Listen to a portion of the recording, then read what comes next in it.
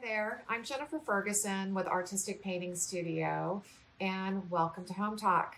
So today I'm going to show you guys how to transform a chair and turn it into a fabulous planter chair. And this can adorn your front yard, backyard, or wherever you'd like. So we're going to get started in just a minute.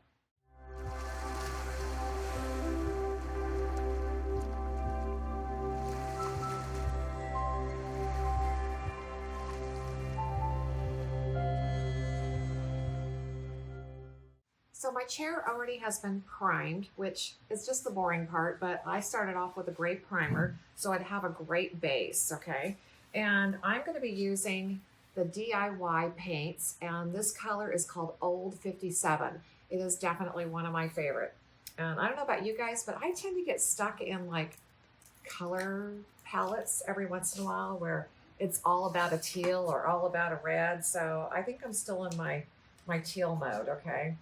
And I'm just going to go ahead and put on a full base coat. So I'm going to paint over every part of this chair 100% to give it full coverage.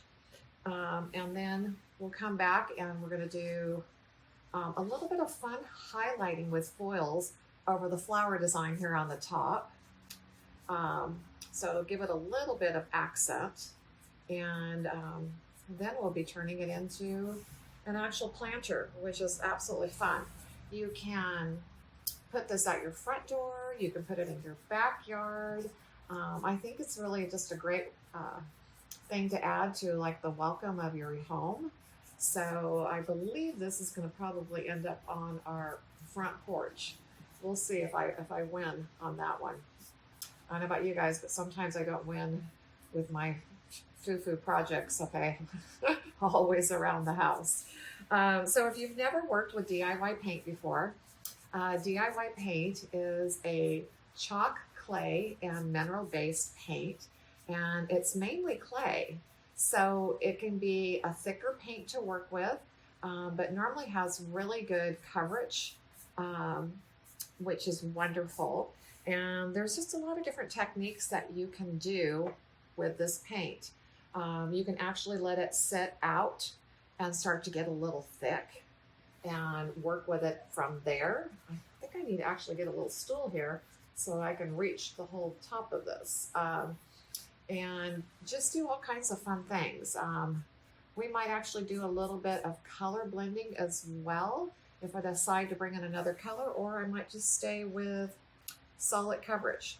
I have a tendency to go ahead and start at the middle of the chair, and then basically keep going on every area that I can reach that's closest to me, and do one section at a time. And then I'll be able to flip the chair over and get the underside as well. Yes, I'm one who covers every section and inch of the project. So I'm just going to move this a little bit so that I can continue to paint. Depending on how well this covers in one coat, I might be able to do one coat of coverage.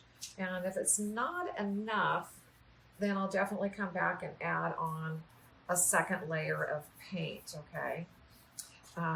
Also, because we're going to be going exterior with this, I'll be choosing an exterior rated top coat that has some UV protection in it so that my chair does not fade out in the garden or wherever I decide to put it. Most paints are not light fast on their own, so you definitely want to protect them. Okay, I'm going to continue to paint this, and I'll be back when we're ready for some more fun stuff. So I've applied my first coat and discovered that one's just not enough, so I'm getting ready to put on my second layer. And then also thought about a couple of things that I wanted to share with you. One being this wonderful little brush that I'm using here is actually referred to as an art wash brush. And it's like one of my favorite brushes for putting paint on because it does apply it nice and smooth. So even though it is a smaller brush, I normally get a very, very smooth application. The other thing I wanted to show you, because now you can see wet and dry, is that almost all chalk paints dry lighter than they look when they're wet. So It's going to definitely dry lighter, but again, when we come back and we put our top coat on to seal it and protect it, it'll come back darker a little bit. So just a couple of things I wanted to share with you. I'm going to get the second coat on, and then we're going to come back and do our little foiling part. So I'll be right back. So all of our painting has been accomplished, and I brought you in a little bit closer so that you can see the detail of the chair and also see what I'm going to do. So we're going to be using our foil adhesive, which is under my brand, Artsyville Embellishments, and we're going to be using that so we can transfer some beautiful foils. Okay, and I chose some colors that I thought were very complementary to the base coat, which is that old 57 that I used on there. So the first thing that I've done is I took some of my foil adhesive and I just put it out on a plate. It looks milky white when it's wet, and I've just got a fine, just a small little art brush that I can control, and I have thinned it down with a little bit of water, okay? And I'm just going to go ahead and brush. Let me get this a little bit more my direction. Sorry. Just going to brush over the areas that I'm going to want to highlight with the foil. So what's nice is you don't always have to use your foil adhesive and foils on complete coverage. You can come in and just brush them where you want them to go.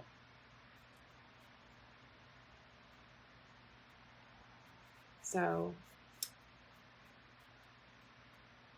probably, just in hindsight, after I'm actually doing this, I probably should have done just the leaves first, okay?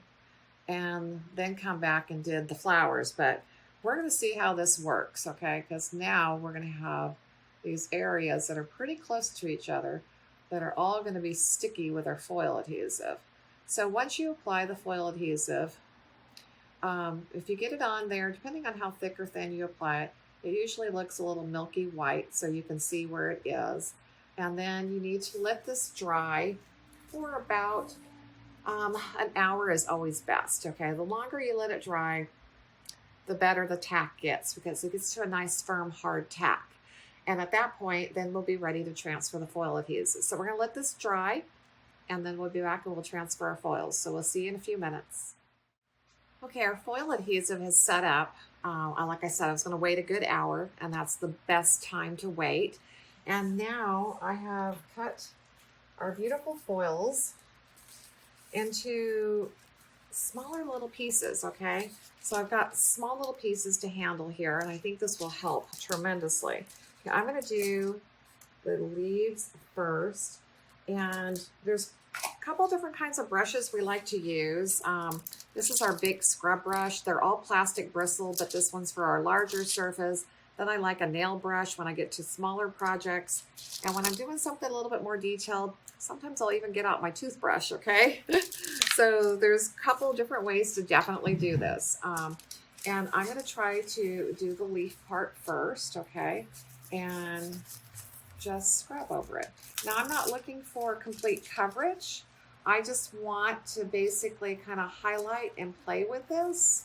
So it doesn't have to be perfect, and it's just going to enhance and detail our beautiful flower here, okay?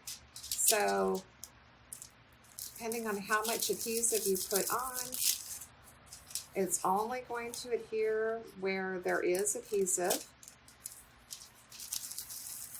So you can kind of just play around with it and how much detail you want, how much of it you want to transfer. Now, as it starts to get like this, where there's bits and pieces missing, you can continue to use it, or you can get a fresh piece and you'd get more coverage, okay? But again, we're not looking for perfect here, so we're just going to place our little piece and keep moving it around where we definitely have more foil left on the sheet.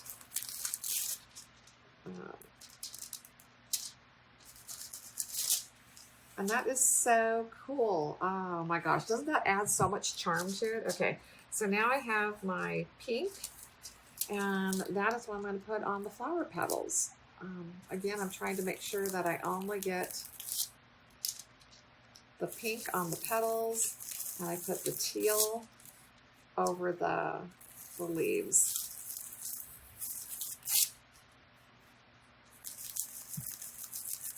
So if you find a place that you want to have more color, more foil, you can try to go back and scrub more. And also, I didn't put the foil adhesive on really heavy. You saw I brushed it on really light touched. So we're not going to end up with any kind of a heavy coverage of foil on this. It's just going to be soft and subtle, okay? So let's get some more, maybe over the center of the flower. I think that's it, okay? So, oh my gosh, that really did add a lot to it, okay? I'm always thrilled when I do these fun projects. Okay, so the next step that we need to do is protect this chair because it's going to go outside. And I had some General Finishes exterior varnish and satin. So that's my next application. I'm going to go ahead and get this ready to go. I'm going to brush on 100% coverage. I'm still going to use one of my soft artist wash brushes. And once we get all that done, then we're going to come back and we're going to get our chicken wire out. We're going to get our staple gun out, and we're going to turn this into a planter chair. So that'll be fun. Okay, it's time to actually turn this into a planter. So there's some stuff we're going to need to gather. And to start with, it's poultry netting, okay? It comes on just comes rolled up, okay? It was 2 feet wide, and unfortunately it was 25 feet long. For some reason they didn't have the 5 feet section, so I had to buy more than I needed, but better to have too much than not enough. You're also going to need a staple gun. You're going to need some, I think they're called diagonal cutters, but I call them wire snippers. So you're going to be able to snip the wire. I'm going to suggest we glove up because this chicken wire can come back and bite you a little bit. And then we're going to do some Spanish moss and actually put our plant in here. So we're going to go ahead and get started. Okay, our beautiful chair is completely painted and varnished. I've got a couple of layers of our exterior top coat on here to protect everything so it can sit outdoors. And now we're ready to turn it into an actual planter chair. So I went and picked up a roll of chicken wire, okay? Sometimes you can find this in only a 5-foot section, but I got stuck with 25 feet. So I got plenty to spare for those that need some. And you're going to cut off a section. And I cut off a piece that was definitely too big, but I'm going to show you how I'm going to mold that in. Just so you can gather your supplies, we're going to need a staple gun. You're going to need some wire cutters. I'm going to put on some gloves to protect my hands with all of this. And then we're actually going to plant in here. So let's get started and see if we can get this rocking and rolling. I'll have to say, it's been a few years since I've done one of these. So this is going to be fun. It'll be a lot of fun. Okay, so your chicken wire is definitely where you're going to have to bend. You're going to have to mold, okay? And that's what I'm kind of starting to do right now so that I can even get it into the chair. And I remember this being fun to work with, okay? And I'm being a little sarcastic there, but it's very doable. So to start with, I've got this one edge bent over, okay? And we're going to tuck because we want to see how far down we want to even put it, okay? So now I'm going to be able to get in here with my staple gun and just go ahead and position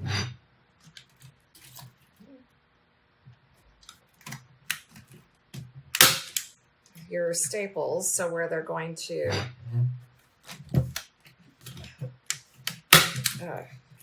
push right into the wood, okay? Now that I've got one little section stuck, that is like the first part, okay? Because now, as I'm molding it and pulling it, at least everything is staying in that one spot for me, okay?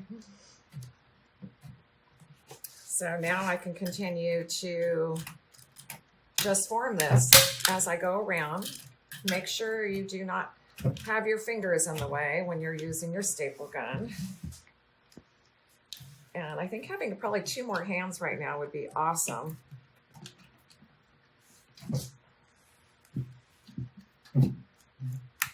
There.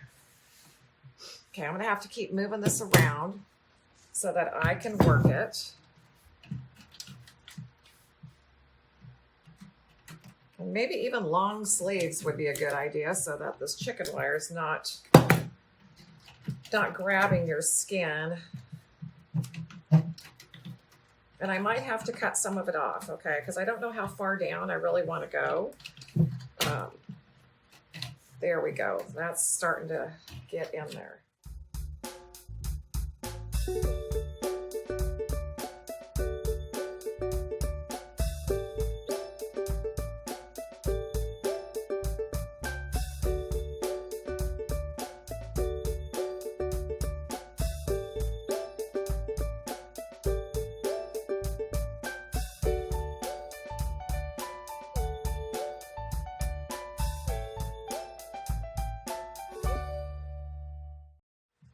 Okay, so I think we're ready to go ahead and plant this. Okay, so I'm going to get rid of my extra chicken wire that I've cut off.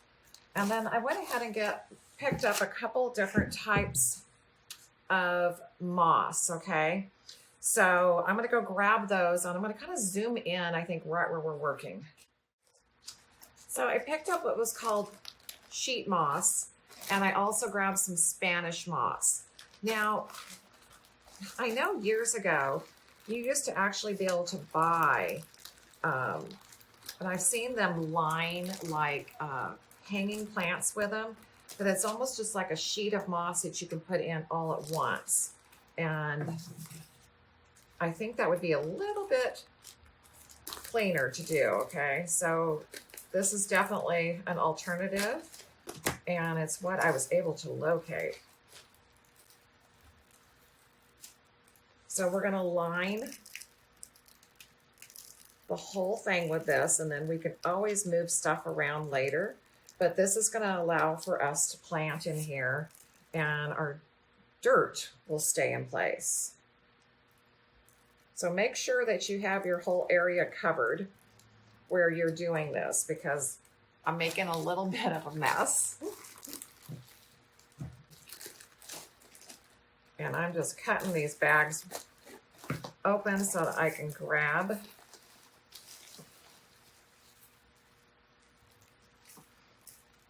a piece, okay?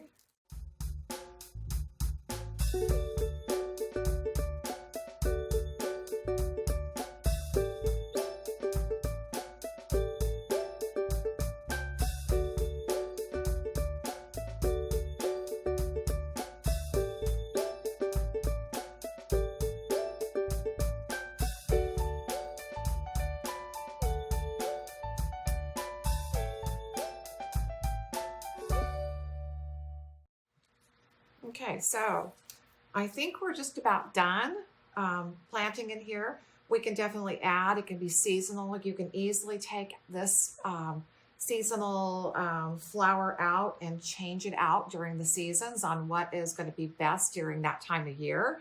So I really hope you've enjoyed this, and we're going to go put it, I think, out by the front door, and we'll show you when we get there. So I'm so excited to share with you that we are going to be leaving this chair out here by the front of our studio, and it's just going to have a great place to be, and it's going to be fun to greet all of our customers. And look how cute that is. Thank you for joining us, and we'll see you guys next time on Home Talk.